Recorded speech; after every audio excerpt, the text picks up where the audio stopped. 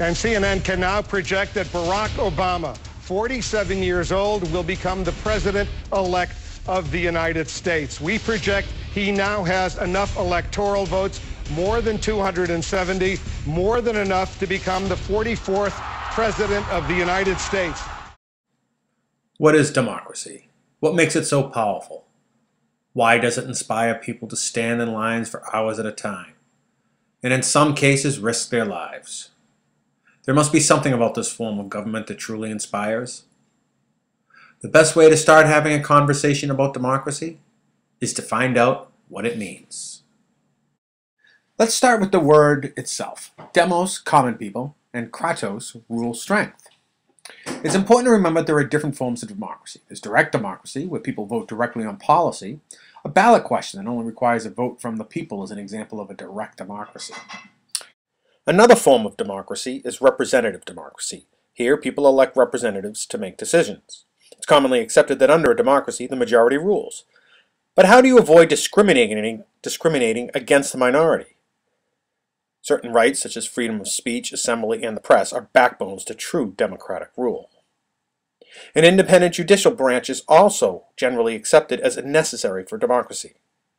Democracy as we know it didn't happen overnight. In fact, it took small steps at a time. The Greeks. Always thank the Greeks. Why? Many reasons, but one is the idea of people power. In the early 500s BC, a new way of government was invented in Athens. It was democracy, or rule by the people. Not everyone had a vote, though. Only a male citizen had a say in how the city was run. There were about 30,000 citizens. The ruling council had 500 members, all men and chosen for a year at a time. Women could not be citizens, nor could slaves or foreigners. The citizens met to vote on new laws put forward by the council. Usually around 5,000 citizens met every 10 days or so on a hill called the Nix. In Athens, you can still see the stones of this historic meeting place today. Fast forward to the Roman Republic. By 509 BC, Rome was a republic. A republic is a form of government in which citizens have the right to vote and to select their leaders. In Rome, as in Athens, however, citizenship with voting rights belonged only to males who were not born slaves. Rome's republican government had separate branches. The legislative branch consisted of a Senate and 2 assemblies. Although the Senate was aristocratic, the assemblies were more democratic.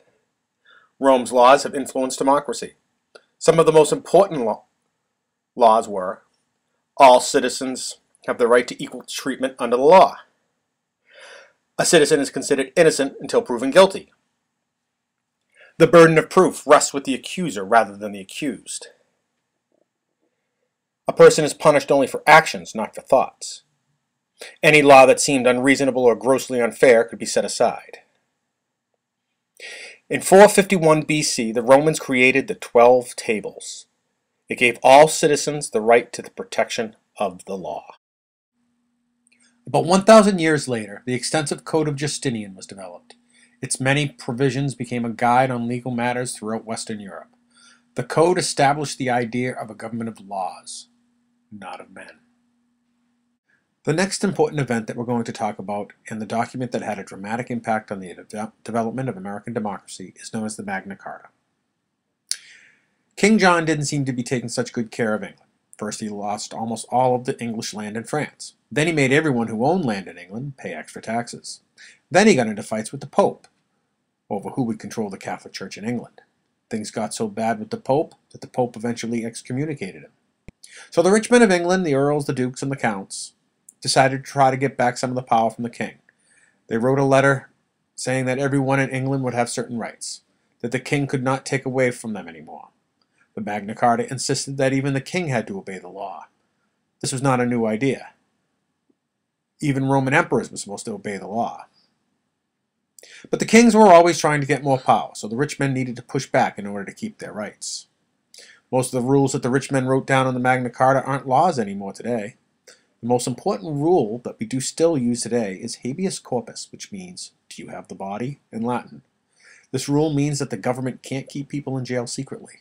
The government has to tell the public if someone has been arrested or is being held for any reason. Habeas corpus protects people from being kidnapped by the government for no reason, or for bad reasons. No free man shall be taken, imprisoned, deprived of possessions, outlawed, exiled, or in any way diminished, nor shall we go against him or send anyone against him, except by means of a legal judgment of his peers, or by the means of a law of the land.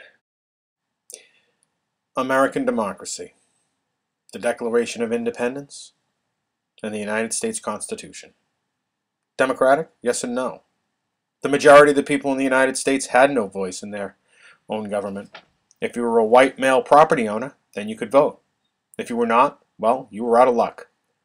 We had to fight a civil war to end slavery, and it would take another century before the rights of everyone in the electoral process would be realized. Today we see democracy emerge in parts of the world where democracy never existed. Can democracy survive in these places? Only time will tell if the people can let go of centuries-old conflicts and allow for open dialogue.